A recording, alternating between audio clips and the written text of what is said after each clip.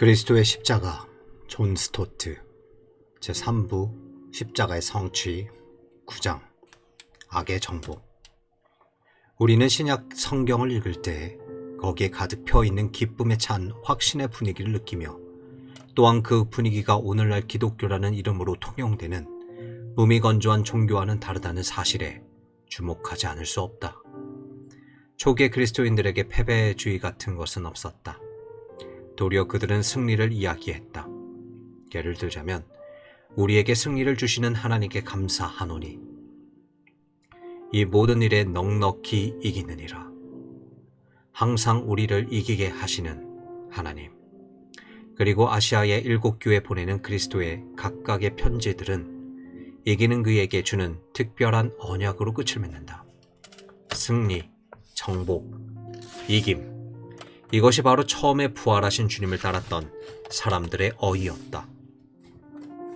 왜냐하면 그들은 승리에 대하여 이야기할 때 그 승리가 승리하신 주님에 의한 것임을 알았기 때문이다.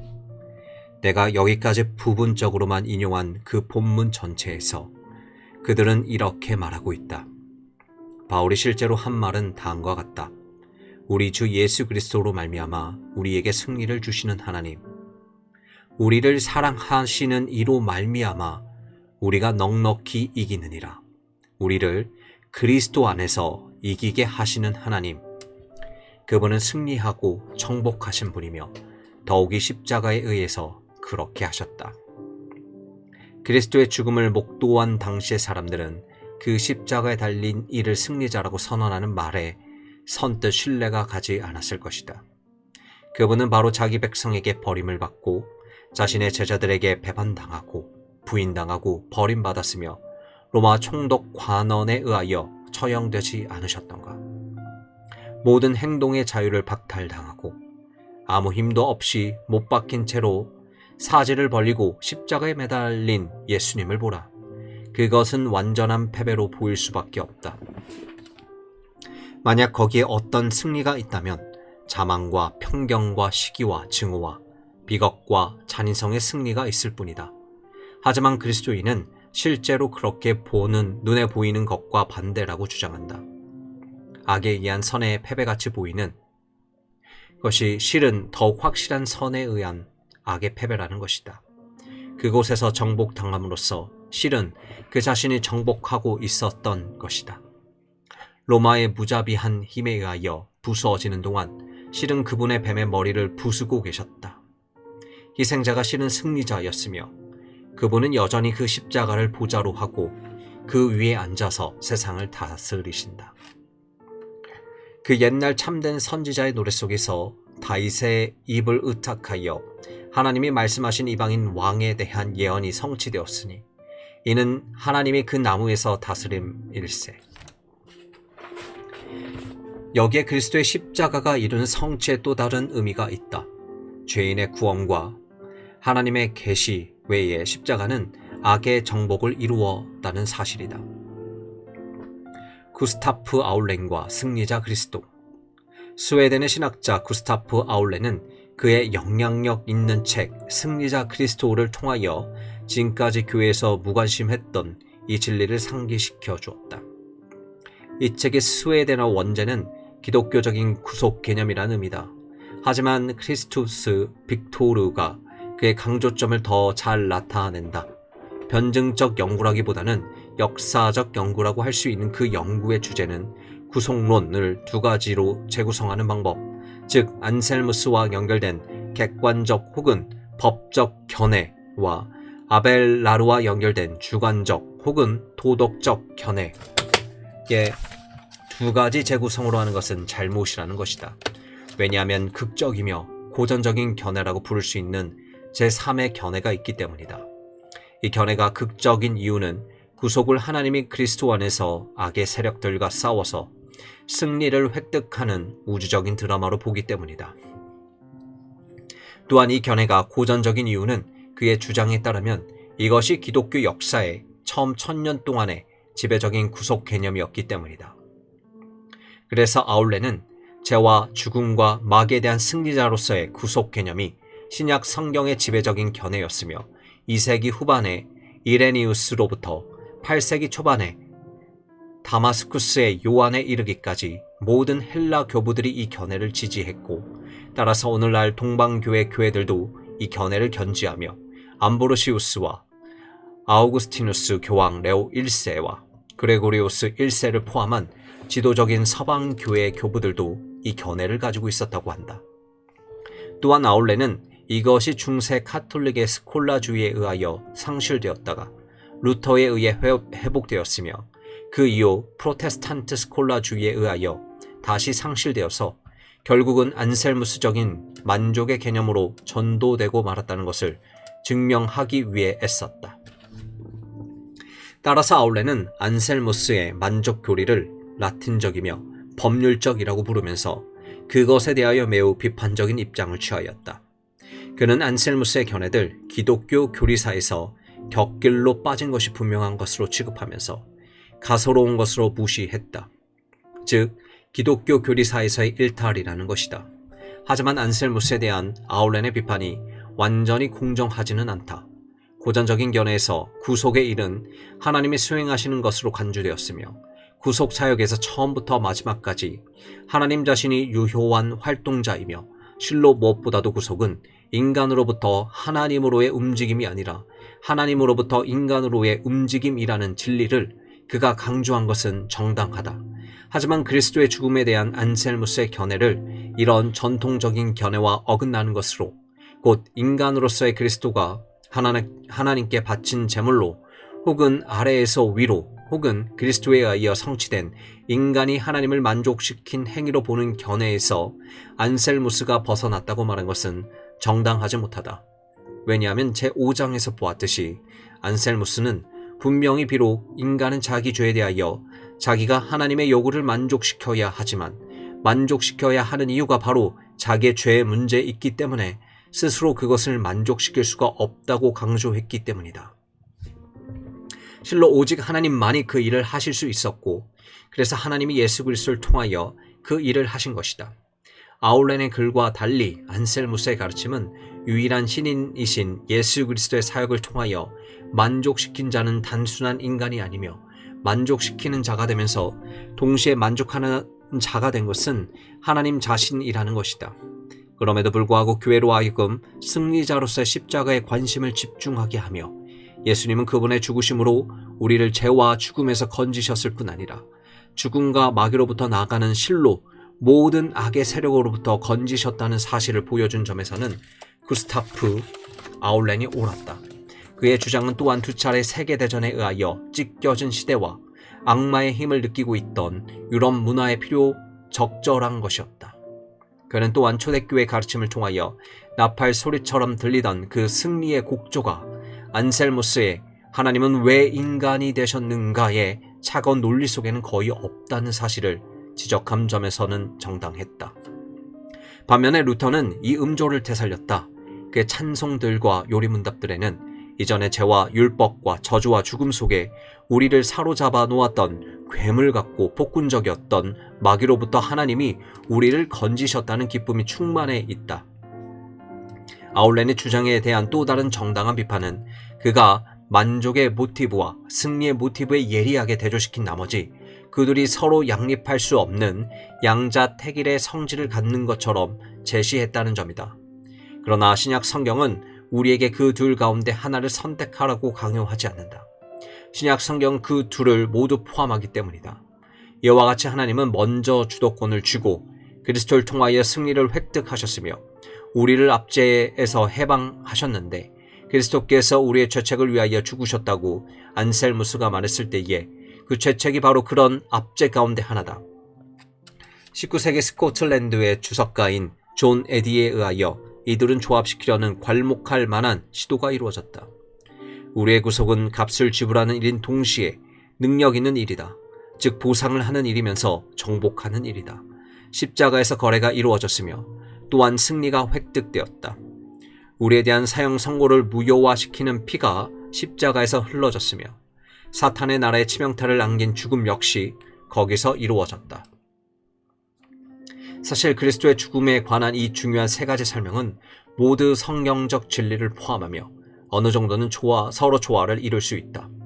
특히 그 세 가지 중요한 차이점은 그리스도 안에서 이루어진 하나님의 일이 각 경우에 서로 다른 대상을 향한다는 것임을 우리가 인식할 때 그 조화가 가능하다. 객관적인 견해에서는 하나님이 자신을 만족시키며 주관적인 견해에서는 하나님이 우리를 세워 격려하시며 고전적인 견해에서는 하나님이 마귀를 정복하신다. 이와 같이 예수 그리스도는 차례로 구주와 교사 그리고 승리자가 되시는데 이는 우리가 바로 죄에 있고 무정하며 속박 아래에 있기 때문이다. 후사이스는 그의 책 그리스도의 사역 가운데 세 겹의 밧줄이라고 이름을 붙인 마지막 장에서 여기에 관심을 기울였다. 그는 그리스도의 사역에서 만족시키는 측면, 거듭나게 하는 측면, 승리의 측면을 언급하면서 그리스도께서 우리를 위하여 칭히 거룩 그리고 구속이 되셨다고 표현한 고린도전서 1장 30절에 이런 측면이 서로 얽혀 있다고 주장한다.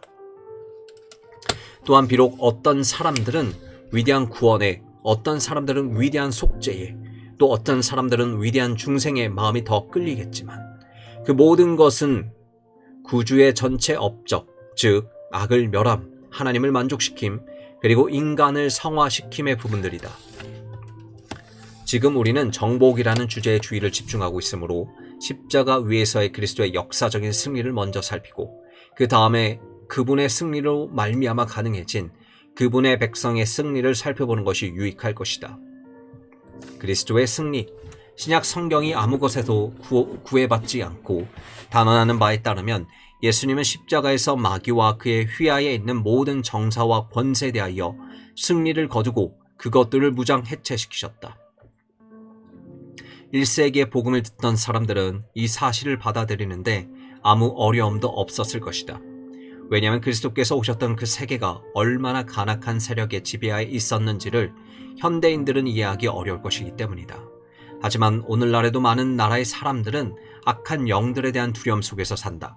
또한 고도로 세련된 듯한 서구에서도 징계할 만한 신흥 사교들이 선풍을 일으키고 있으며 이런 사실을 마이클 그린은 나는 사탄의 멸망을 믿는다에 잘 정리해서 소개해 놓았다. 또한 오늘날에는 인격적인 마귀, 그의 휘하에 있는 악한 영들에 대한 믿음을 미신적인 시대착오로 조소하는 사람들이 많다. 다음과 같은 루돌프 불트만의 교조적인 말은 유명하다. 전깃불과 무선을 사용하고 현대 의술과 의학적 발견들을 사용하면서 동시에 신약 성경 세계 귀신들과 악령들을 믿는다는 것은 불가능하다. 마이클 그린은 두 가지 정반대가 되는 태도가 동일하게 마귀를 즐겁게 하는 것이 된다고 주장함으로써 호기심과 회의가 병존하는 이상한 현상을 요약하고 있다. 첫 번째는 그 악의 왕에게 지나치게 관심을 기울이는 것이다. 그리고 두 번째는 그의 존재에 대하여 지나치게 회의하는 것이다. 계속해서 마이클 그린은 자기가 사탄 혹은 마귀라고 불리는 그 막강한 힘을 가지고 있으며 악하고 교활한 존재 실제를 믿는 7가지 이유를 제시한다. 그 이유는 철학, 신학, 환경, 경험, 신비 종교, 성경, 그리고 무엇보다도 예수님과 관계되어 있다. 그의 설명은 타당한 것으로 나는 거기에 더 보탤 것이 없다. 그러면 하나님은 어떻게 그리스도를 통하여 마귀에 대한 승리를 획득하셨을까? 비록 사탄의 결정적인 패배는 십자가에서 이루어졌지만 십자가에서 마귀에 대한 하나님의 정복은 6단계로 묘사된다. 그 첫 번째 단계는 예언된 정복이다. 첫 번째 예언은 하나님이 에덴 동산에서 뱀에 대한 심판의 일부로 주신 내용이 나타난다. 내가 너를 여자와 원수가 되게 하고 내 후손도 여자의 후손과 원수가 되게 하리니 여자의 후손은 내 머리를 상하게 할 것이요 너는 그의 발꿈치를 상하게 할 것이라. 우리는 이 여인의 후손이 메시아이며 그를 통하여 하나님의 의의 통치가 이루어지고 악의 통치가 종식된다는 것을 안다. 바로 이런 이유로 하나님의 현실적인 통치를 선언하는 구약 본문이든 혹은 미래 열국에 대한 메시아의 통치를 선언하는 구약의 본문이든 모든 본문의 사탄의 궁극적인 파멸에 대한 또 다른 예언으로 이해할 수 있다. 두 번째 단계는 예수님의 사역 속에서 시작된 정복이다. 예수님이 앞으로 자기를 정복할 자임을 안 사탄은 그분을 제거하려고 여러 가지 노력하였다. 예를 들면 헤롯의 베들레헴 영아 사례를 통하여 십자가의 길을 피하게 하려는 광야 시험을 통하여 그분을 정치적이고 군사적인 왕으로 삼으려는 군중의 결심을 통하여 십자가의 필요성에 대한 베드로의 부인을 통하여 사탄이 실제로 그 안에 들어갔던 유다의 배반을 통하여 그렇게 했다. 그러나 예수님은 자기에 대하여 기록된 것을 이루기로 작정하셨다. 예수님은 자신을 통하여 하나님의 나라가 바로 그 시대에 임했으며 자신이 행하는 능력의 일들이 그 나라가 임했다는 가시적인 증거라고 선언하셨다. 귀신들이 쫓겨나고 병이 치료되며 무질서한 자연이 주님을 인정하는 일들 속에서 그분의 나라가 전진하고 사탄이 그 앞에 후퇴하는 것을 본 우리는 본다. 더욱이 예수님은 제자들을 자신의 대표자로 파견하여 복음을 전하며 병을 고치도록 하셨는데 제자들이 귀신들마저 그분의 이름으로 제자들 앞에 복종한 사실에 흥분하여 돌아왔을 때 예수님은 사탄이 하늘로부터 번개같이 떨어지는 것을 보았다고 대답하셨다. 하지만 이 주제에 관한 예수님의 가장 충격적인 진술은 다음과 같다. 강한 자가 무장을 하고 자기 집을 지킬 때에는 그 소유가 안전하되 더 강한 자가 와서 그를 굴복시킬 때에는 그가 믿던 무장을 빼앗고 그의 재물을 나누느니라. 이 이야기에서 우리는 강한 자는 마귀를, 더 강한 자는 예수 그리스도를 가리키며 재물을 나눈 것은 그의 노예들을 해방시키는 것임을 쉽게 알 수 있다. 그러나 그 강한 자를 제압하는 일 혹은 묶는 일은 세 번째 결정적인 단계, 즉 십자가에서의 성취된 정복 때까지는 이루어지지 않았다.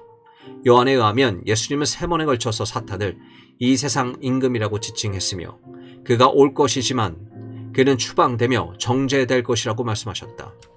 예수님은 분명히 자신이 죽을 때 최후의 결전이 벌어질 것을 예상하셨으며 그 결전에서 악의 세력이 뿌리 뽑힐 것을 기대하셨다.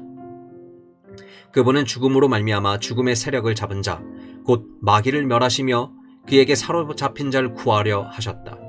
아마 그리스도의 승리가 제시된 가장 중요한 신약 성경의 구절은 골로새서일 것이다.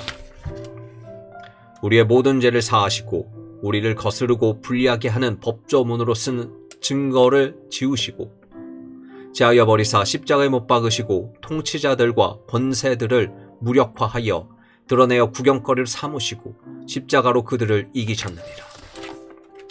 바울은 여기서 그리스도의 십자가 구원 사건이 보여주는 서로 다른 두 가지 측면, 즉 우리의 죄의 용서라는 측면과 우주적 세력인 정사와 권세의 정복이라는 측면을 함께 이야기한다.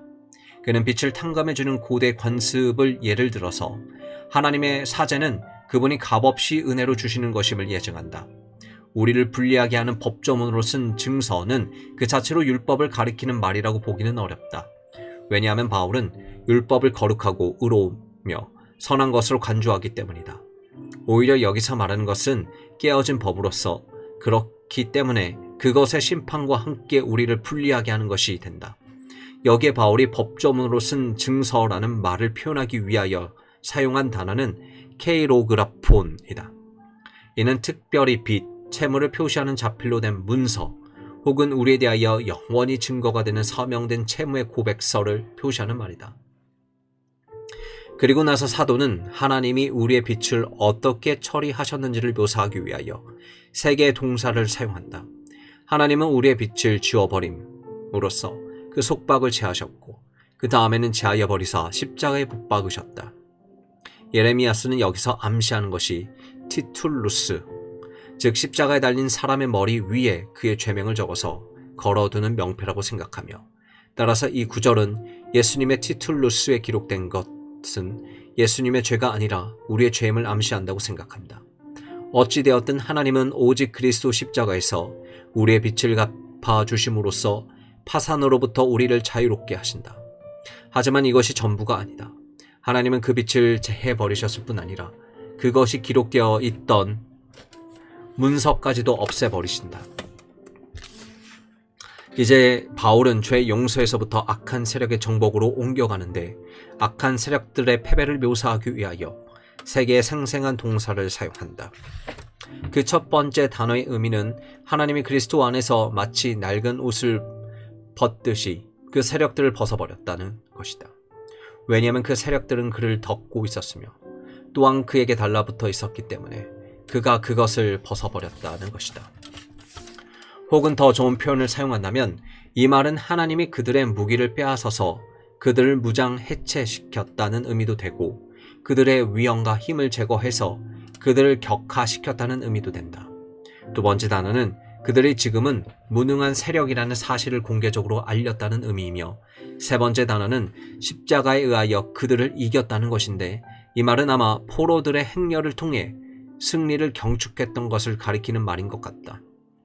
그러므로 십자가는 어떻게 보면 하나님의 무대이고 또 다른 관점에서 보면 그의 정당한 병거였다고 핸들리 모울은 설명했다. 알렉산더 맥라렌은 적의 무기와 장식과 옷을 벗기고 포로로 삼아서 그들을 승리의 병거의 바퀴에 매달고서 행진하는 승리자로 그리스도의 통일된 모습을 제시한다. 이 모든 것은 생생한 이미지다. 하지만 이 이미지들이 실제로 무엇을 의미하는가?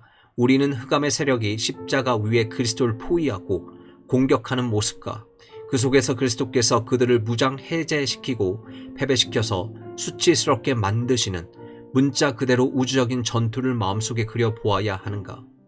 만약 그 모습이 보이지 않는다면 어떻게 그리스도께서는 그들을 공개적인 구경거리로 만드셨는가? 그러므로 그분의 승리가 비록 생생하고 객관적인 것이었다 하더라도 우리는 그분의 승리를 다른 방식으로 이해해야 할 것이다. 첫째로 바울이 그리스도께서 케이로그라폰에 대해 하신 일을 정사와 권세들에게 그분이 하신 일과 함께 묶어 놓은 것은 참으로 의미심장하다. 그분은 그 속박을 십자가에 못 박으시고 그 능력을 십자가로 이기셨다. 후자의 표현이 전자의 표현보다 더 직설적이라고 주장할 필요는 없을 것 같다. 필요한 점은 그 둘이 함께 발생했다는 사실이다. 그리스도께서 우리의 빛을 갚아주신 것은 그분이 그 능력들을 패배시키셨다는 의미가 아닌가. 그분이 우리를 빛으로부터 놓여나게 함으로써 또한 그 세력들로부터 벗어나게 하신 것이다. 둘째로 그리스도께서는 마귀의 유혹을 완전히 거부하심으로써 마귀를 정복하셨다. 십자가를 피하라는 유혹을 받으면서도 예수님은 순종의 길을 걸으셨으며 그리하여 죽음까지 복종하셨으니 곧 십자가에 죽으셨다. 순종은 구원 사역의 필수적이었다. 한 사람의 순종하지 아니함으로 많은 사람이 죄인된 것 같이 한 사람의 순종하심으로 많은 사람이 의인이 되리라. 만약 예수님이 하나님의 뜻이라는 길에서 한 발자국이라도 벗어나서 불순종하셨다면 마귀가 유리한 고지를 점령하고서 구원의 계획을 좌절시켰을 것이다. 그러나 예수님은 순종하셨고 마귀는 뿌리가 뽑혔다. 예수님은 자신이 굴복한 모욕과 고문 때문에 격분하셨지만 그에 대한 보복을 절대로 거부하셨다. 다른 사람들 위한 자기 희생적 사랑으로서 예수님은 선으로 악을 이기셨다. 또한 로마와 예루살렘의 연합 세력이 그분을 잡으러 왔을 때 예수님은 무력으로 무력을 대적하실 수 있었다. 왜냐하면 빌라도는 그분에 대하여 아무런 궁극적인 권세도 가지고 있지 못했으며 만약 예수님이 명령을 내리시기만 하면 12군단도 더 되는 천사들이 그분을 구하러 올 수 있었기 때문이다. 또한 예수님은 사람들이 그분에게 그렇게 하라고 도전한 것 같이 십자가에서 걸어 내려오실 수도 있었다. 그러나 그분은 세상의 흠에 의존하는 어떤 방식도 거절하셨다. 하나님이 약함이 인간의 강함보다 더 강함에도 불구하고 그분은 약하심으로 십자가에 못 박히셨다. 이렇게 해서 예수님은 하나님께서 불순종하지도 않으셨고 자신의 원수를 미워하지도 않으셨으며 힘을 사용하는 세상의 방식을 흉내내지도 않으셨다. 예수님은 그분의 순종, 사랑, 그리고 은유에 의하여 악의 세력에 대하여 위대한 도덕적 승리를 거두셨다. 그분은 자유롭고 때묻지 않으셨으며 타협하지 않으셨다.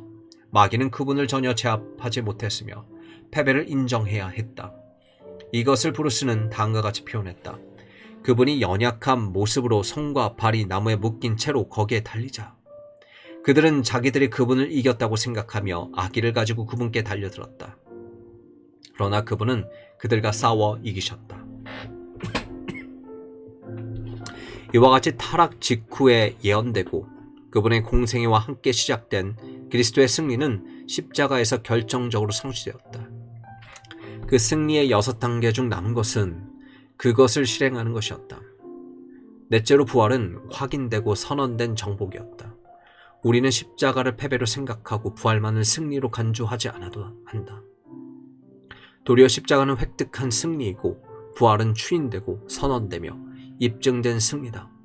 죽음은 그분을 잡아둘 수 없었는데 이는 죽음이 이미 패배했기 때문이다. 십자가에서 무기와 위엄을 박탈당한 악한 정사와 권세들은 이제 그분의 발 아래 정복되어서 그분께 복종하고 있다. 다섯째로 교회가 성령의 능력으로 십자가에 달리신 그리스도를 주님으로 선포하고 사람들을 불러서 회개시키며 그리스도를 믿게 하는 사명으로 수행함으로써 이 정복은 확장된다. 참된 회심이 일어나는 곳에는 언제나 죄로부터 돌이켜서 그리스도께로 돌아올 것뿐 아니라 어둠에서 빛으로, 사탄의 권세에서 하나님께로, 우상을 섬기던 것에서 살아계시고 참된 하나님을 섬기는 대로 돌아오는 일이 수반된다. 또한 흑암의 권세에서 건져내사 그의 사랑의 아들의 나라로 옮겨가는 일이 있다. 따라서 그리스도인으로의 회심이 일어나는 모든 경우에 힘이 접전이 있으며 그 접점에서 마귀는 어떤 사람의 일생에 대한 지배력을 상실하고 그 대신 그리스도의 우세한 능력이 입증되는 것이다. 그러하기 때문에 1000년 동안 용을 결박하는 것을 십자가에서 일어난 바 강한 자를 결박하는 일로 해석하는 것은 정당할 것이다. 왜냐하면 사탄을 결박한 결과는 바로 그가 만국을 미혹하지 못하게 되는 것이기 때문이다. 이것은 또한 십자가의 위대한 승리와 그의 뒤이은 부활절과 오순절 이후에 시작된 만방에 대한 복음 전파를 가리키는 것과 같다. 여섯째로 우리는 재림시에 그 절정에 이름 정복을 기대하고 있다. 예수님의 초림과 재림 사이의 기간은 교회의 성교로 채워질 것이다. 주의 기름 부은 자가 이미 통치하시지만 그분은 또한 적들이 그분의 발등상이 되는 때를 기다리고 계신다. 그 날이 되면 모든 무릎은 그 앞에 꿇게 되며 모든 혀가 그분을 주로 고백할 것이다. 마귀는 불못에 던지우며 죽음과 음부도 그와 함께 거기에 던지울 것이다. 이는 최후의 멸망당할 원수가 죽음이기 때문이다. 이렇게 모든 악한 지배력, 권세, 그리고 세력이 멸망당한 후에는 아들이 그 나라를 예수님께 넘길 것이며 그분은 모든 것 중에 모든 것이 되실 것이다. 하지만 이렇게 그리스도의 승리를 그분의 죽음에 돌리는 것이 정당한가? 차라리 그분의 승리는 부활에 의하여 이루어졌다고 말해야 하지 않을까? 그분이 죽음을 이기신 것은 죽음에서 다시 살아나심으로써가 아닌가? 사실 이 책의 전체 강조점은 지나치게 십자가 편중되어 있으며 부활에 대한 강조는 부족한 것이 아닌가? 마이클 그린이 그의 책 예수의 비어있는 십자가에 힘있게 논증했듯이 십자가와 부활이라는 두 개의 사건은 함께 붙어 다니는 것이 아닌가? 이런 질문들에 대한 우리의 입장을 밝히는 것은 반드시 필요하다. 신약 성경에서 죽음과 부활이 언제나 함께 언급되며 둘 중 어느 하나만 이야기되는 경우는 거의 없음은 의심의 여지가 없는 사실이다. 예수님도 마가가 기록한 자신의 순환에 대한 연속된 3번의 예언에서 매번 자신이 3일 후에 다시 살아날 것을 첨가해서 말씀하셨다. 요한에 따르면 예수님은 또한 자기 목숨을 버린다고 말씀하셨고 다시 얻는다고도 말씀하셨다. 그 일은 그분이 말씀하신 대로 이루어졌다. 곧 살아있는 자라 내가 전에 죽었었노라. 볼지어다 내가 이제 세세토록 살아있어. 다음으로 사도들이 언제나 그 둘을 함께 이야기했다는 사실 역시 동일하게 명백하다. 베드로에 따르면 가장 초기의 사도적 캐리그마는 그가 하나님의 정하신 뜻과 미리 아신 대로 내준 바 되었거늘 너희가 못 박아 죽었으나 하나님께서 살리셨으니 라는 것이었으며, 한편 바울에 따르면 그리스도께서 우리 죄를 위하여 죽으시고 장사 지낸 바 되셨다가 사흘 만에 다시 살아나사 보이셨나니 라는 것이었다. 또한 바울의 편지들은 우리가 예수에 죽으셨다가 다시 살아나심을 믿을진데 살아있는 자들로 하여금 오직 그들을 대신하여 죽었다가 다시 살아나신 이를 위하여 살게 하려 함이라 등의 구절로 가득 차 있다. 더욱이 복음의 성례는 처음부터 그리스도의 죽음과 부활의 증거로 인식되었다. 왜냐하면 세례시에 세례받는 사람은 상징적으로 그리스도와 함께 죽었다가 부활하신 것이며 한편 성만찬에서는 그분의 죽으심을 이야기하는 바로 그 상징을 통하여 부활하신 주님 자신이 우리에게 알려지는 것이기 때문이다. 따라서 이 점은 논쟁거리가 되지 않는다. 아니, 되어서도 안 된다. 부활을 말하지 않고 십자가만을 전파하는 것이나 십자가 없는 부활만 전하는 것은 모두 심각하게 균형을 잃은 것이다. 그러므로 죽음과 부활 사이의 불가분의 연결을 유지하는 것은 건전한 일이다. 그럼에도 불구하고 우리는 예수님의 죽음과 부활 사이에 있는 관계의 성격을 분명히 알아야 하며 또한 구원의 능력을 그 둘에게 동일하게 돌리지 않도록 조심해야 한다. 마이클 그린은 이 함정을 피했다. 왜냐하면 그는 예수님의 십자가가 바로 복음의 핵심이다 라고 강하게 단언하기 때문이다.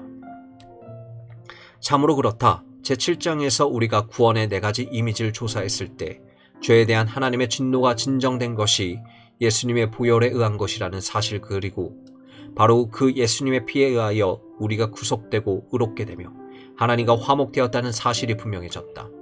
왜냐하면 우리의 죄는 예수님의 부활이 아니라 그분의 죽음에 의하여 처리되었기 때문이다. 앞에서 인용한 가장 최초의 사도적 캐리그마에서 바울은 그리스도께서 우리 죄를 위하여 죽으셨다고 쓰고 있다.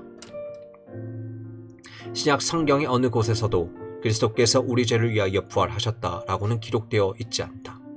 하지만 그리스도께서 죽음을 정복하신 것은 그분의 부활에 의한 것이 아닌가? 그렇지 않다.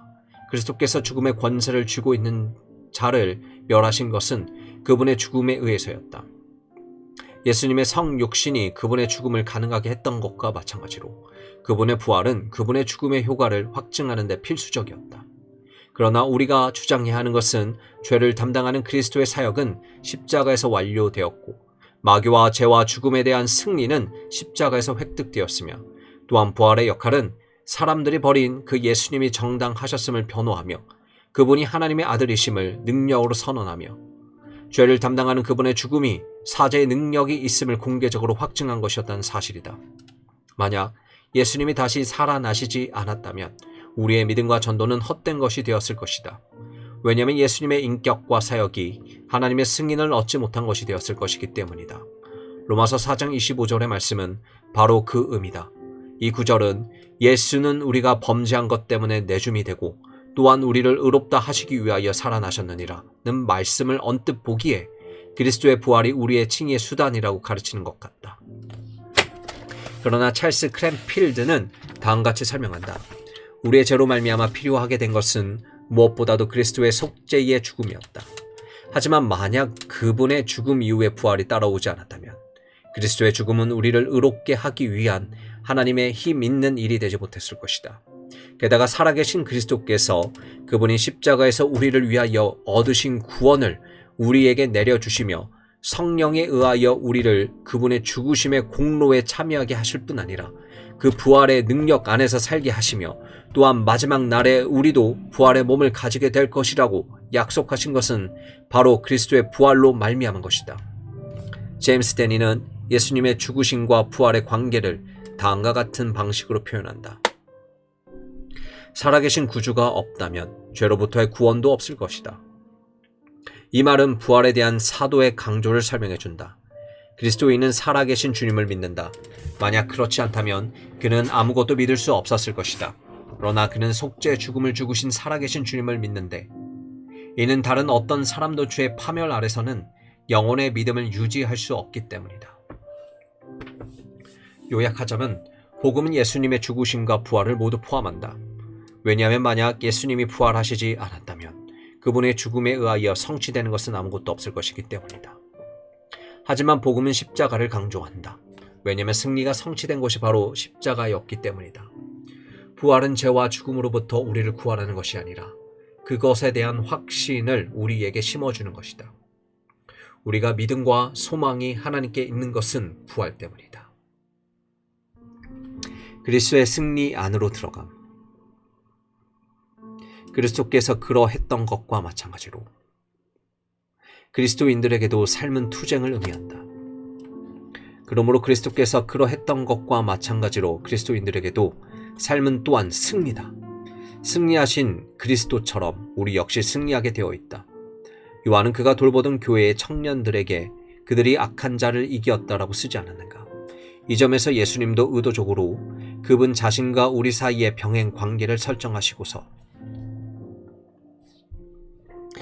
예수님의 승리하심으로써 아버지의 보좌에 동참한 것과 같이 승리한 사람은 그분의 보좌에 참여할 권리를 얻으리라고 약속하지 않으셨는가? 하지만 그리스도와 우리 사이의 이 병행 관계는 부분적으로만 사실이다. 우리의 힘만으로 마귀와 싸워서 이긴다는 것은 불가능하다. 우리에게는 그렇게 할 수 있는 재주도 없고 힘도 없다. 또한 우리가 그렇게 하려고 시도할 필요가 없다. 왜냐하면 그리스도께서 이미 그 일을 성취하셨기 때문이다. 그러므로 그리스도인의 승리는 그리스도의 승리 안으로 들어가서 그 승리의 유익을 즐기는 것이다. 우리는 우리 주 예수 그리스도로 말미암아 우리에게 이김을 주시는 하나님께 감사할 수 있다. 우리는 죽음에서 부활하신 예수님이 지금 천상의 하나님 우편에 앉아 계심을 안다. 하지만 하나님은 우리를 그리스도와 함께 살리셨고 또 함께 일으키사 그리스도 예수 안에서 함께 하늘에 앉히셨다. 다른 말로 하면 하나님의 은혜로운 능력에 의하여 그리스도의 부활에 참여한 우리는 또한 그분의 보좌에 참여한다. 만약 하나님이 만물을 그리스도 발 아래 두셨고 우리가 그리스도 안에 있다면 만물은 또한 우리 아래 있어야 하는 것이다. 예수님 자신의 은유를 빌리자면 이제 강한 자가 무장이 해제되고 묶였으므로 우리가 그의 궁전을 노략하고 그의 물건을 탈취할 때가 된 것이다. 하지만 이것이 그렇게 간단하지만은 않다. 왜냐하면 비록 마귀가 패배하였지만 아직 자기의 패배를 인정하지 않고 있기 때문이다. 비록 그가 타도되긴 했지만 아직 완전히 제거되지는 않았다. 사실 그는 아직도 계속해서 큰 능력을 행사하고 있다. 바로 이런 이유 때문에 우리는 신학과 생활에서 모두 긴장을 느끼는 것이다. 우리는 한편으로 방금 살펴본 것처럼 그리스도와 함께 살아서 좌정하고 다스리며 악의 정사와 권세까지라도 하나님에 의하여 그리스도의 발 아래 놓여 있다. 그러나 다른 한편으로는 이 동일한 영적인 힘이 우리를 대적하므로 만약 우리가 주님의 힘 속에서 강하며 그분의 무기로 무장하고 있지 않으면 우리에게는 결코 그 힘을 대적할 힘이 없다고 경고를 받고 있다. 이 동일한 역설은 다음과 같은 말로 나타낼 수도 있을 것이다. 한편으로는 우리는 하나님에게서 났으므로 그리스도께서 우리를 지켜주시며 악한 자가 만지지도 못한다. 하지만 다른 한편으로는 그가 그 동일한 악한 자가 우는 사자와 같이 두루다니며 삼킬 자를 찾고 있으므로 우리는 조심하라고 경고를 받는다. 많은 그리스도인은 이 두 입장 중에 어느 하나를 택하거나 그들 사이에 계속해서 오간다. 어떤 사람들은 승리주의자가 되어서 예수 그리스도의 결정적인 승리만을 보고 악의 흠에 대한 사도의 경고를 간과한다. 또 어떤 사람들은 패배주의자가 되어서 악의 무서운 저기만을 보고 그리스도께서 이미 거두신 승리를 간과한다. 이 긴장은 바로 이미와 아직 사이에 있는 그리스도인의 긴장의 일부다. 이미 하나님의 나라는 시작되어서 전진하고 있다. 하지만 아직 절정에 이르지 못했다. 이미 새 시대가 왔으므로 우리는 내세의 능력을 맛보았다. 하지만 아직 옛 시대가 완전히 지나가지는 않았다. 우리는 이미 하나님의 아들, 딸이며 따라서 더 이상 노예가 아니다. 하지만 우리는 아직 하나님의 자녀의 영광의 자유에 들어가지는 못했다. 이미에 대한 지나친 강조는 승리주의로 이끌게 된다. 이것은 아직 임하지 않은 그 절정에 이른 나라에만 속한 완전을 현재 주장하는 것이다. 또한 아직에 대한 지나친 강조는 패배주의로 연결되어서 그리스도의 승리가 드러내는 임의와는 병존할 수 없는 계속적인 악을 받아들이는 것이다. 이 긴장에 접근하는 또 다른 방법은 카타르게오라는 동사의 의미를 깊이 생각하는 것이다. 이 단어는 영어 성경에서 자주 파멸시키다로 번역되지만 실로 그렇게까지 강한 의미를 가지고 있지는 않다. 도리어 그 단어는 무력하게 혹은 무능력하게 만들다라는 의미이며 비옥하지 못한 땅과 열매를 맺지 못하는 나무를 가리키는 데 사용된다. 그것들은 여전히 거기에 있다. 그것들은 파괴되지는 않았지만 메말라 버렸다. 이 단어가 마귀와 우리의 타락한 품성 그리고 죽음에 대하여 사용될 때 우리는 그것들이 아직 완전히 파괴된 것이 아님을 알아야 한다. 왜냐하면 마귀는 여전히 매우 활동적이며 우리의 타락한 품성은 여전히 그 힘을 발휘하고 죽음은 그리스도께서 오시기까지 계속 자기의 권리를 주장할 것이기 때문이다. 그러므로 이 말은 그것들이 더 이상 존재하지 않는다는 말이 아니라 그것들이 힘이 파괴되었다는 것이다. 그것들은 제거된 것이 아니라 타도된 것이다. 요한은 하나님의 아들이 나타나신 것은 마귀의 일을 멸하려 하심이라 중요한 주장을 하였다. 하나님의 아들은 마귀를 대면해서 그를 패배시키려고 오셨다. 그러면 이 마귀의 일, 그의 악독한 활동의 효과는 무엇인가? 예를 들면 루터는 그의 고전적인 갈라디아서 주석에서 그 효과들을 몇 개로 제시하기를 좋아하셨다. 한 곳에서 그는 율법, 죄, 죽음, 마귀와 지옥을 인간의 모든 악의 비극의 구성 요소로 이야기하였고, 다른 곳에서는 죄, 죽음, 그리고 저주를 저 무적의 강한 폭군이라고 말하면서 오직 그리스도만이 우리를 그것들로부터 자유롭게 하실 수 있다고 하였다. 앤더슨 나이글에는 그의 유명한 로마서 주석에서 로마서 5장부터 8장까지는 믿음으로 의롭게 된 사람의 생활을 묘사한다고 주장한다. 5장은 그 생활의 진노로부터의 자유를 의미한다고 말한다. 6장은 그것이 죄로부터의 자유라고 말한다. 7장은 율법으로부터의 자유를 말한다. 그리고 8장에서는 우리가 죽음에서 벗어나 있다고 말한다. 여기서 내가 관심을 가진 것은 이 목록에는 육신과 세상에 대하여 아무런 언급이 없다는 점이다. 하지만 교인들은 세상, 육신, 마귀라는 삼총사를 통하여 적어도 그 육신과 세상을 잘 알고 있다.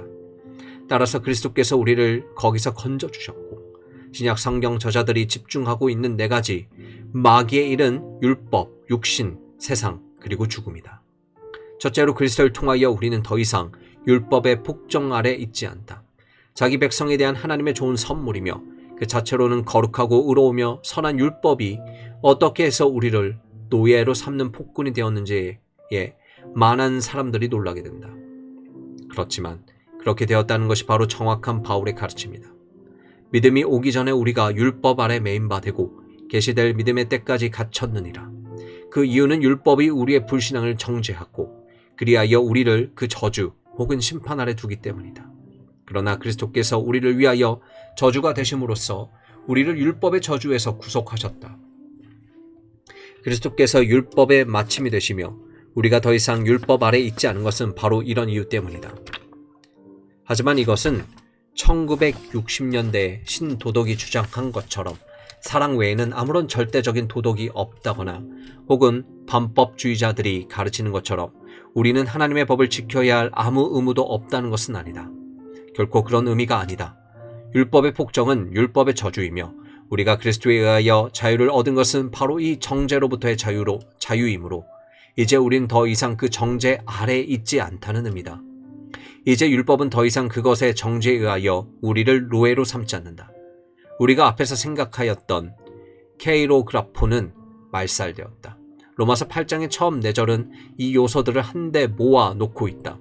그 절들을 보면 그리스도 안에 있는 사람들에게는 정죄함이 없나니 라고 되어 있으며 이는 하나님이 이미 우리의 죄를 예수 그리스도 안에서 정죄하였기 때문이고 또한 하나님이 그렇게 하신 것은 우리에게 율법의 요구를 이루어지게 하려 하심이라고 되어 있다. 따라서 우리를 율법의 정죄에서 벗어나게 해준 바로 그 그리스도의 십자가가 우리에게 율법의 복종을 엄명하고 있는 것이다. 둘째로 그리스도를 통하여 우리는 더 이상 육신의 폭정 아래에 있지 않다. 바울의 육신이라는 말이 의미하는 것은 우리의 타락한 본성 혹은 구속되지 못한 인간성, 그리스도께서 우리를 새롭게 하시기 이전에 우리가 출생과 유전 그리고 성장 과정을 갖게 된 모든 것을 가리킨다. 우리의 육신은 아담 안에서의 우리의 자아이므로 그것의 성격은 자기중심성이다. 바울은 이 자기중심성이 가장 악하고 추한 결과 몇 가지를 제시하는데 거기에는 성적 부도덕, 우상 숭배와 신비, 종교, 증오, 시기와 분노, 이기적 야망과 불화, 술 취함 등이 포함된다. 이런 삶을 사는 것은 행락의 종노릇 하는 것이다. 예수님도 직접 말씀하셨듯이 죄를 범하는 자마다 죄의 종이다. 그러나 예수님은 곧 아들이 너희를 자유롭게 하면 너희가 참으로 자유로우리라고 부언하셨다. 또한 우리의 타락한 본성과 그 이기심으로부터 해방은 십자가를 통하여 온다. 우리가 알거니와 우리 옛사람이 예수와 함께 십자가에 못 박힌 것은 죄의 몸이 죽어 다시는 우리가 죄에게 종노릇 하지 아니하려 함이니 그리스도는 그분의 십자가로서 율법에 대해서 뿐만 아니라 육신에 대해서도 승리를 거두셨다. 셋째로 그리스도를 통하여 우리는 더 이상 세상의 폭정 아래 있지 않다. 만약 육체가 마귀가 우리 안에 가지고 있는 발판이라면 세상은 마귀가 밖에서 우리에게 압력을 가하는 수단이다. 왜냐하면 이런 맥락에서의 세상은 하나님이 없는 인간 사회를 가리키며 교회에 대한 그 사회의 적대감은 어떤 때는 공개적으로 조소와 박해에 의하여 어떤 때는 교묘한 전복으로 즉 세상의 가치 세계와 표준들을 침투시키는 것으로 표현되기 때문이다. 요한은 세상에 대한 사랑과 아버지에 대한 사랑은 서로 배타적이며 명확하게 선언한다. 왜냐하면 세상적이란 말로 그가 의미하는 것은 육신의 정욕과 안목의 정욕과 이생의 자랑이기 때문이다. 여기 첫 번째 표현인 육신은 사륵스를 번역한 것이다. 육신과 세상은 필연적으로 서로 연결되어 있는데 이는 세상이 구속되지 못한 사람들, 곧 그들의 사고방식이 구속되지 못한 자신들의 본성에 의하여 지배를 받는 사람들의 공동체이기 때문이다. 그 세 가지 표현은 함께 놓고 보면 요한이 강조하는 세상의 특징은 세상의 이기적인 욕망, 비상적인 판단, 그리고 세상의 교만한 물질주의인 것 같다. 그러나 예수님은 내가 세상을 이겼노라고 선언하셨다. 그분은 세상의 왜곡된 가치관을 철저히 거부하시고 자신이 경건하고 더럽혀지지 않은 시각을 견지하셨다. 그리고 요한은 그리스도를 통하여 우리도 이길 수 있다고 부언했다. 무릇 하나님께로부터 난 자마다 세상을 이기느니라. 세상을 이기는 승리는 이것이니 우리의 믿음이라. 예수께서 하나님의 아들이심을 믿는 자가 아니면 세상을 이기는 자가 누구냐. 예수 그리스도를 믿을 때 우리의 가치관이 바뀐다. 우리는 더 이상 세상의 가치관에 순응하지 않으며 도리어 하나님의 뜻을 파악하고 받아들이는 새로워진 마음에 의하여 우리가 변화된 것을 발견한다. 그리스도의 십자가만큼 우리를 세상에서 분리시켜 주는 것은 없다.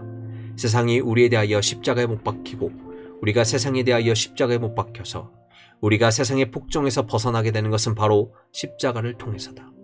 넷째로 그리스도를 통하여 우리는 더 이상 죽음의 폭정 아래 있지 않다. 사람들은 가끔 말하기를 빅토리아 시대의 선조들은 죽음에 대한 병적인 열광을 가지고 있었지만 성에 대해서는 결코 말하지 않은 반면에 오늘날의 세대는 성에 집착하고 있으면서 죽음에 대해서는 거의 언급하지 않는다고 한다. 죽음에 대한 공포는 실제로 보편적이다. 전하는 바에 따르면 웰링턴 공작은 결코 죽음을 두려워해 본 적이 없다고 자랑하는 사람은 겁쟁이거나 거짓말쟁이임을 분명하다고 말했다고 한다. 또한 사무엘 존슨 박사는 이성적인 사람이라면 어느 누구도 불안을 느끼지 않고 죽을 수는 없다고 부언했다. 그러나 예수 그리스도께서는 일생 동안 죽음에 대한 두려움에 노예가 되어 있던 사람들을 자유롭게 하실 수 있다. 이는 자신의 죽음에 의하여 그분이 사망의 세력을 잡은 자, 곧 마귀를 없이 하셨기 때문이다. 예수 그리스도께서는 마귀를 권자에서 끌어내셨을 뿐 아니라 죄까지도 처리하셨다. 실제로 그분이 죽음을 처리하신 것은 죄를 처리하심에 의해서다. 왜냐하면 죄가 바로 사망에 쏘는 것이며 바로 죄 때문에 죽음이 그렇게 고통스러운 것이 되기 때문이다. 죽음을 가져오는 것은 죄이며 또한 그 죄가 죽음 이후에 심판을 가져다 준다. 그러므로 우리는 그것을 두려워하는 것이다. 그러나 그리스도께서는 우리의 죄를 위하여 죽으심으로써 그것들을 제거하셨다. 그러므로 바울은 매우 경멸하는 태도로 죽음을 침이 제거된 정갈에 비유하며 또한 세력을 잃은 장군에 비유하고 있다. 이제 우리는 용서를 받았으므로 죽음은 더 이상 우리에게 해를 끼칠 수 없다. 그래서 사도는 대담하게 외친다. 죽음아, 너의 승리가 어디 있느냐? 죽음아, 내가 쏘는 것이 어디 있느냐? 아무런 대답도 없다. 그래서 그는 이번에도 경멸한 투가 아니라 승리의 어조로 다시 소리친다. 우리 주 예수 그리스도로 말미암아 우리에게 승리를 주시는 하나님께 감사하노니. 그러면 이제 죽음에 대한 그리스도인의 태도는 어떠해야 하는가? 죽음은 여전히 적이요 자연스럽지 못하며 불쾌하고 품위가 없는 것이다. 실로 그것은 맨 나중에 멸망받을 원수다. 하지만 그것은 이미 패배한 원수다. 그리스도께서 이미 우리 죄를 없앴으므로 죽음은 우리에게 해를 끼칠 힘이 잃었으며 따라서 우리를 두렵게 하지도 못한다. 이것을 예수님은 그분의 가장 위대한 단언의 하나인 다음 말씀에 요약하셨다. 나는 부활이요 생명이니 나를 믿는 자는 죽어도 살겠고 무릇 살아서 나를 믿는 자는 영원히 죽지 아니하리니. 즉 예수님은 죽은 신자의 부활이시요 산 신자의 생명이시라는 것이다. 전제에 대한 그분의 약속 내가 살겠고는 단순히 내가 생존하리라는 의미가 아니라 내가 부활하리라는 의미다. 후자에 대한 그분의 약속 내가 영원히 죽지 아니하리니는 내가 죽음을 피하리라는 뜻이 아니라 죽음이 그에게는 하나의 사소한 사건, 즉 충만한 생명을 향해 가는 하나의 여정에 불과한 것으로 판명되리라는 의미다. 그리스도께서 죽음을 멸망시켰다는 기독교의 확신은 어떤 신자들로 하여금 그리스도께서는 질병까지도 멸망시키셨으며 따라서 십자가로부터 우리는 사죄뿐만 아니라 치료까지도 주장해야 한다고 추론하게 만들었다. 이 주제에 대한 인기 있는 해석이 바로 캐나다인 매크로산이 쓴 신체적 치유와 대속인데 이 책은 그 이후 오순절 교단인 레마 교회 케네스 헤이긴에 의하여 다시 편집되어 재판되었다. 매크로산은 다음과 같은 말로 자기 해석을 주장한다. 모든 그리스도인은 바로 오늘 하나님이 그들 몸을 고쳐주실 것을 기대해야 한다. 왜냐하면 그리스도는 우리의 죄뿐 아니라 질병까지도 속하기 위하여 죽으셨기 때문이다. 매크로산은 자기 주장의 근거를 이사야 53장 4절에서 찾으면서 그 구절을 참으로 그는 우리의 질병을 담당하시고 우리의 고통을 가져가셨다라고 번역한다.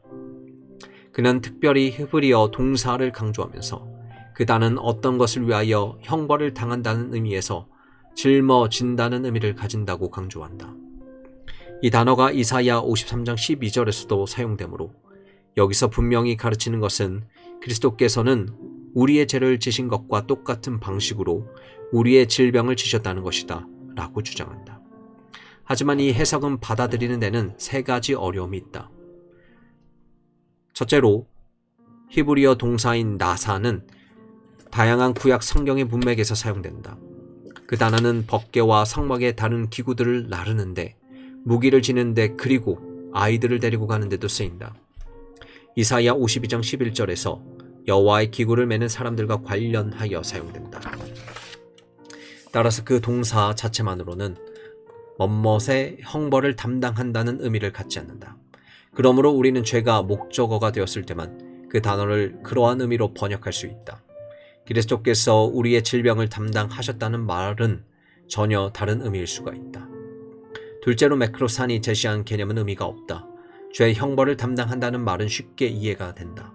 왜냐하면 죄의 형벌은 죽음인데 그리스도께서 우리를 대신해서 우리의 죽음을 죽으셨기 때문이다. 그러나 질병의 형벌이 무엇인가? 그런 것은 있지도 않다. 질병은 그 자체가 죄의 형벌이지 그것이 형벌을 야기하는 악행은 아니다. 그러므로 그리스도께서 우리의 질병을 위하여 대속하신다라고 말하는 것은 범주를 뒤섞어 놓는 말이다. 그러므로 그것은 의미 있는 개념이 아니다. 셋째로 마태는 이사야 53장 4절을 예수님의 대속의 죽음에 적용하지 않고 그분의 치료 사역에 적용했다. 그는 예수님이 병을 다 고치신 것은 이사야를 통하여 말한 것을 성취하기 위해서였다고 쓴다. 그러므로 우리에게 그 구절을 다시 십자가에 적용시킬 자유는 없다.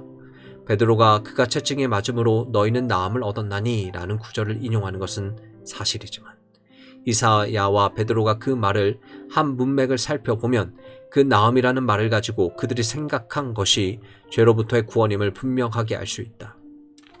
그러므로 우리는 그리스도께서 죄를 위하여 죽으신 것과 똑같이 질병을 위하여 죽으셨으며 따라서 속죄 속에는 치료가 있다거나 혹은 사죄와 마찬가지로 병의 치료도 모든 사람이 누릴 수 있는 혜택이라고 주장하는 일이 없어야 한다. 그러나 이 말은 우리 몸이 예수님의 죽음과 부활에 의하여 아무런 영향도 받지 않는다는 말이 아니다. 우리는 몸에 관한 바울의 다음과 같은 말을 당연히 진지하게 생각해야 한다. 우리가 항상 예수님의 죽음에 몸에 짊어짐은 예수님의 생명이 또한 우리 몸에 나타나게 하려 함이라. 우리 살아있는 자가 항상 예수님을 위하여 죽음에 넘겨짐은 예수님의 생명이 또한 우리 죽을 육체에 나타나게 하려 함이라. 사도는 여기서 우리 인간의 몸의 허약함과 죽을 수밖에 없는 성질을, 특히 육체적인 핍박과 연관지어 언급하고 있다. 그는 이것이 마치 우리 몸에서 예수님의 죽음을 경험하는 것과 같으며 이 일의 목적은 예수님의 생명이 우리 몸속에 계시되게 하려는 것이라고 말한다. 여기서 그의 몸 부활을 말하고 있는 것 같지는 않다. 왜냐하면 그는 뒤에 자기의 몸의 부활이라는 주제로 돌아오기 때문이다.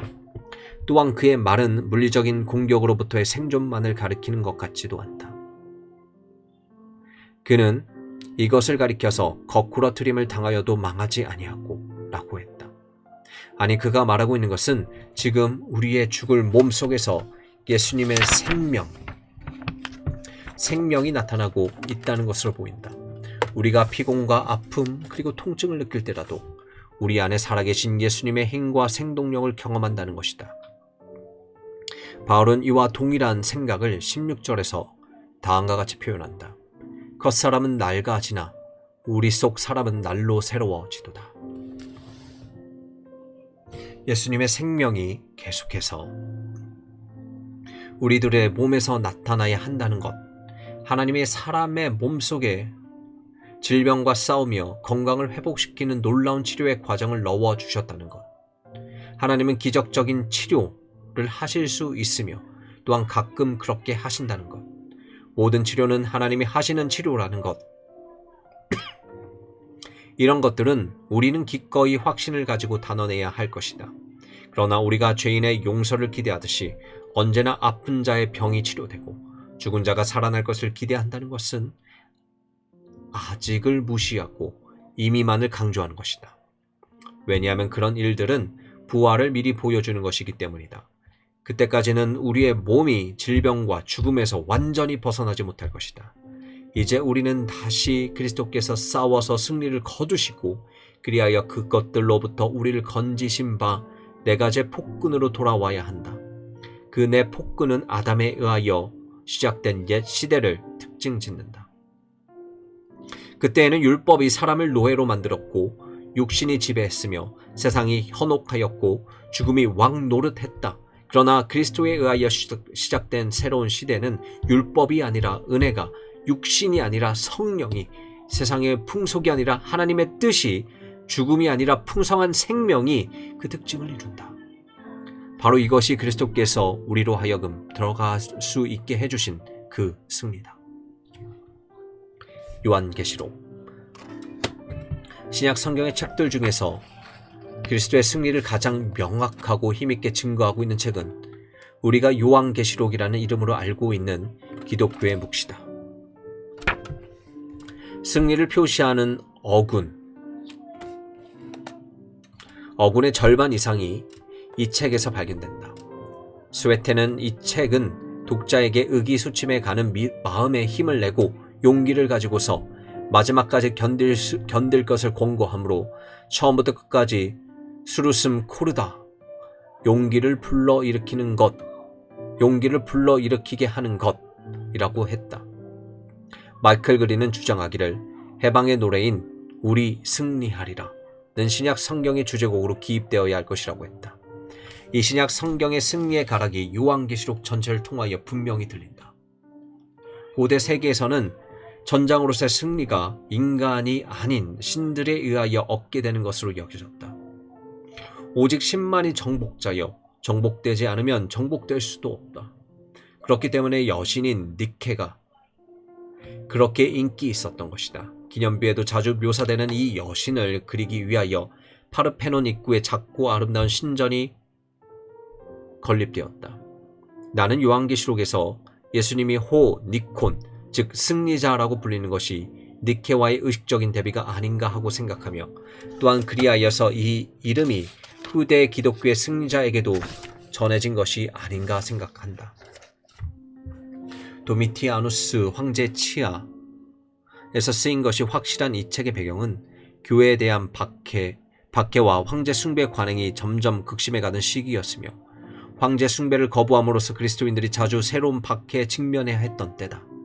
요한계시록이 하고 있는 일은 그 책의 묵시적 형식에 따라 우리 눈에 보이지 않는 영적인 실제를 감추고 있는 장막을 걷어서 우리 눈에 보이는 장면의 배후에서 일어나는 일을 보여주는 것이다. 여기서는 교회와 세상의 투쟁은 단지 그리스도와 사탄, 어린 양과 용 사이에서 벌어지는 눈에 보이지 않는 전쟁이 가시적인 세상의 무대에서 표현되는 것으로 설명한다. 오랜 세월에 걸친 이 전투는 일련의 극적인 환상으로 표현되는데 이 환상은 어떤 사람들에 의해서는 그 시대의 역사적인 발전을 묘사하는 것으로 해석되고 어떤 사람들에 의해서는 여러 세기에 걸쳐서 전개될 역사적 발전을 묘사한 것으로 해석되며 또 다른 어떤 사람들에게는 종말의 서곡으로 해석되는 등 다양하게 해석되고 있다. 하지만 이것들 중에 어느 것도 완전히 만족스럽지는 않다. 이 환상은 연속적인 사건을 순서에 따라 묘사한 것이 될 수 없다.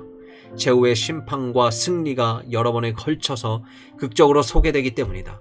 그러므로 이 책은 동일한 장면이 여러 번 겹치는 것으로 보는 것이 더 그럴듯하며 그리스도의 초림과 재림 사이의 세계의 전 역사를 그 환상 속에서 여러 번 요약한 것으로 또한 이미 역사 속에서 여러 번 드러났고 종말이 이르기 전에 더 많이 드러나게 될 어린 양과 용 사이의 전투를 강조하는 것으로 보는 편이 더 그럴듯하다.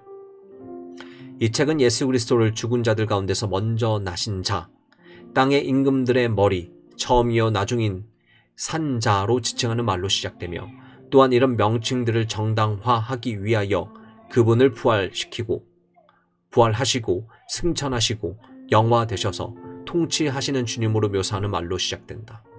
그 다음으로는 로마의 관할 아래 있는 아시아 지방에 있는 7교회에서 보내는 편지가 등장하는데 각각의 편지는 이기는 그에 대한 적절한 약속으로 끝난다.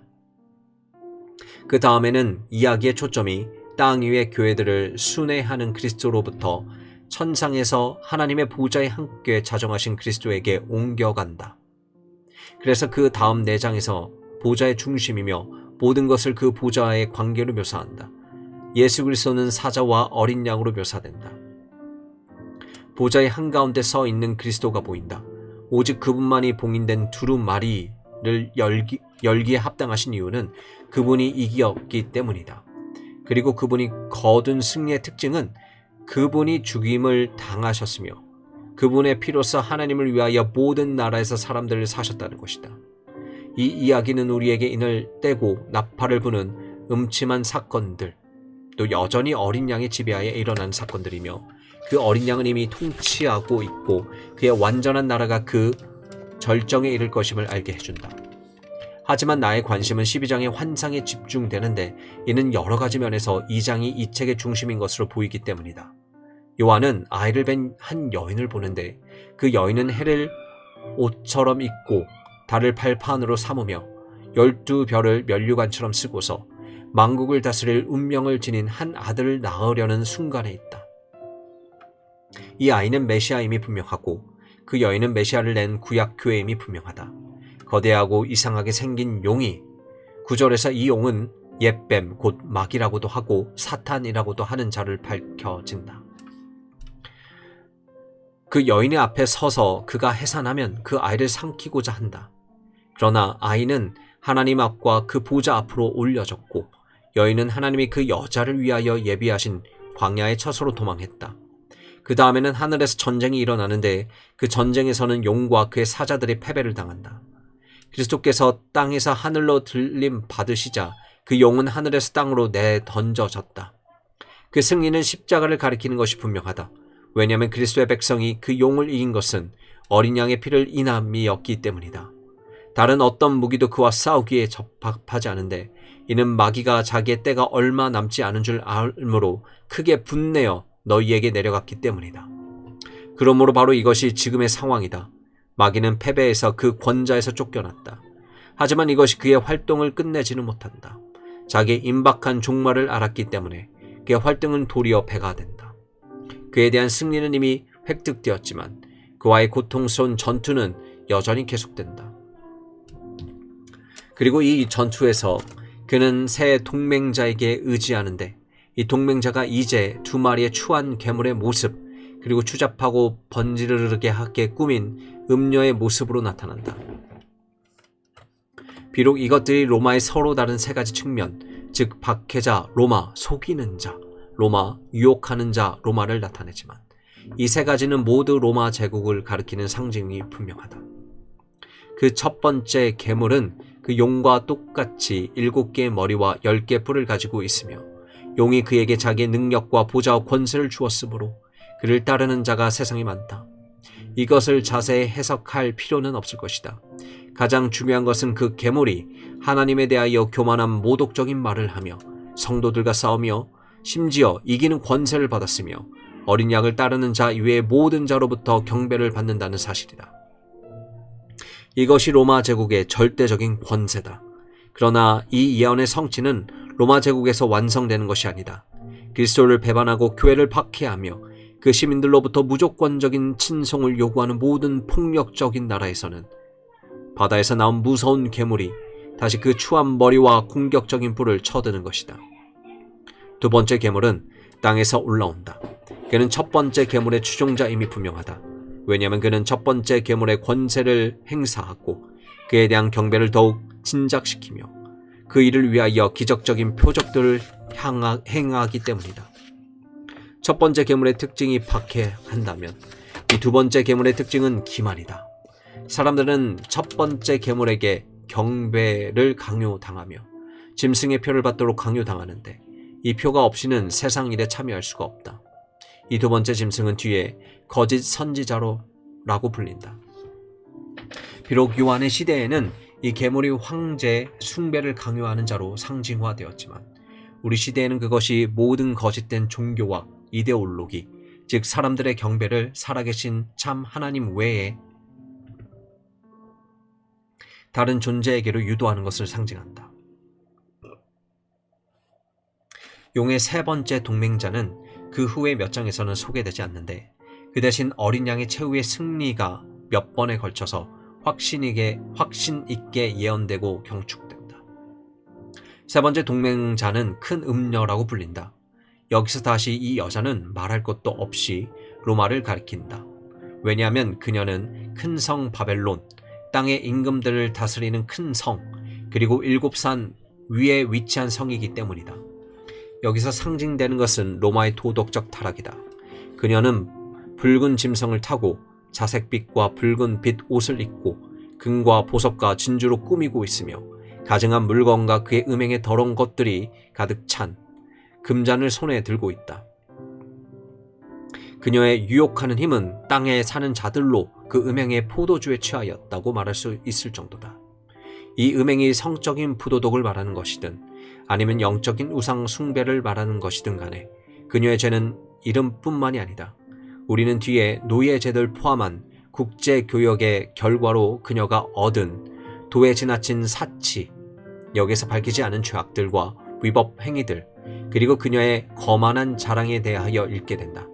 그녀의 왕들이 어린 양에 대하여 전쟁을 일으킬 것이지만 어린 양은 만주의 주시오 만왕의 왕이시므로 그들을 이기실 것이다.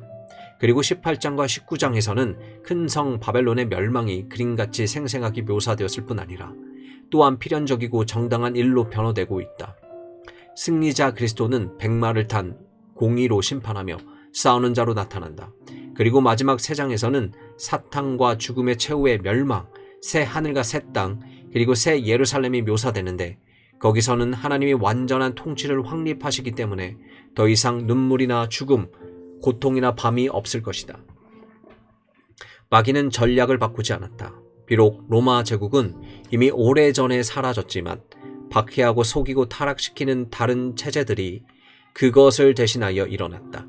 오늘날 힌두교 국가나 이슬람교 국가에서는 국제연합의 인권 선언이 무시된 채 복음을 전파하고 회심을 공언하는 것이 투옥되었거나 심지어 죽음에도 이를 수 있는 범죄로 간주되고 있다. 구소련에서는 감옥 대용으로 정신병원이 사용되었다고 한다. 대부분의 마르크스주의 국가에서는 젊은이를 가르치는 것이 심하게 제한되며 특별히 허가를 받은 건물 밖에서의 모든 종교 활동은 심한 제약을 받고 있다.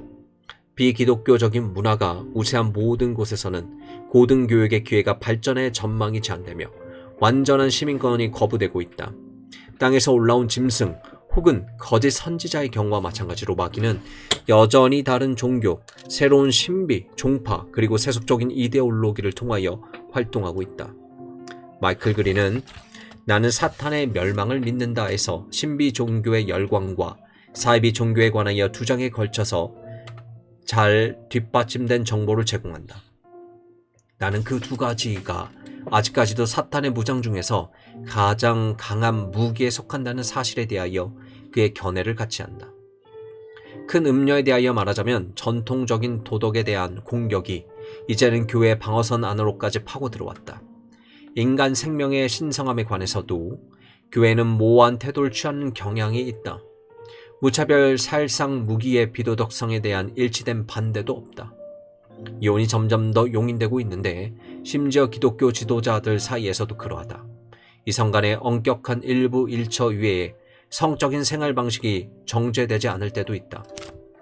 또한 우리는 공경에 처한 수백만의 궁핍에 대해서 무감각한 채 서구 사회의 풍요를 계속 즐기고 있다.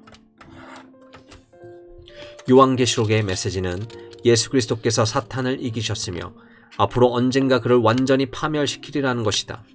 우리가 그의 계속되는 악의에 찬 활동, 그것이 물리적인 것이든 도덕적인 것이든 그것을 대할 때는 바로 이 확실성의 빛 안에서 그것에 대항해야 한다. 그러면 이제 우리는 어떻게 그리스도의 승리 안으로 들어가며 사탄의 세력을 이길 수 있는가? 어떻게 해서 우리는 우리 자신의 생활에서뿐만 아니라 대적이 찬탈한 이 세상 속에서 그 대적을 전복시킬 것을 바랄 수 있는가? 첫째로 우리는 마귀를 대적하라고 권고받는다. 너희는 믿음을 굳건하게 하여 그를 대적하라. 또한 마귀를 대적하라. 그리하면 너희를 피하리라. 우리는 그를 두려워하지 말아야 한다. 그가 과시하는 힘 가운데 많은 것이 허풍인데 이는 그가 십자가에서 전복되었기 때문이다. 따라서 우리에게는 그 힘의 과시를 허풍이라고 부를 수 있는 용기가 필요하다. 하나님의 전신갑주로 무장하면 그를 대항하여 굳게 설 수 있다. 그를 피하여 달아날 필요가 없다. 도리어 그를 대항함으로써 그가 우리를 피하여 달아나게 해야 한다. 하지만 우리의 연약한 음성은 그를 무찌를 수 있을 만큼 충분히 권위 있지 않다. 우리는 예수님이 하신 것처럼 우리 자신의 이름으로 사탄아 물러가라고 말할 수 없다. 그러나 우리는 예수 그리스도의 이름으로 그렇게 말할 수 있다. 우리는 십자가의 승리를 선언하여야 한다. 예수 그리스도의 이름으로 승리자, 그리스도의 이름으로 너를 십자가에서 이기신 이의 이름으로 말하노니 사탄아 물러가라. 그러면 이 명령은 효력을 발생한다. 사탄은 그리스도께서 정복자이심을 한다. 그는 그리스도 앞에서 도망간다. 둘째로 우리는 예수 그리스도를 선포해야 한다. 십자가를 전파하는 것이 하나님의 능력이다. 십자가에 달리시고 부활하신 그리스도를 선포함으로써 우리는 사람들을 어둠에서 빛으로 사탄의 권세에서 하나님께로 돌아오게 할 수 없으며 또한 그렇게 되면 사탄의 나라는 하나님 나라의 전진 앞에서 피하여 움츠리게 될 것이다. 다른 어떤 메시지도 그와 동일한 내적인 힘을 가지고 있지 못하다. 다른 어떤 이름도 그와 동일한 방식으로 성령에 의하여 옹호되고 친송되지 않는다. 그러므로 우리 자신의 생활과 교회 선교에서 오직 그리스도의 십자가만이 사탄을 이기며 그를 억제할 수 있다. 우리 형제들이 어린 양의 피와 자기들의 증언하는 말씀으로써 그를 이기었다. 이것은 오늘날에도 여전히 사실이다. 그리스도에 대해 타협하지 않고 증거하는 것이 본질적으로 중요하다. 또한 그분을 위해서는 기꺼이 목숨이라도 내놓으려는 자세가 동일하게 중요하다.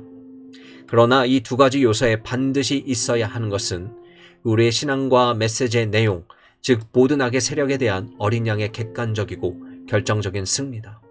그리고 그분은 십자가에서 피를 흘리셨을 때 이 승리를 거두셨다.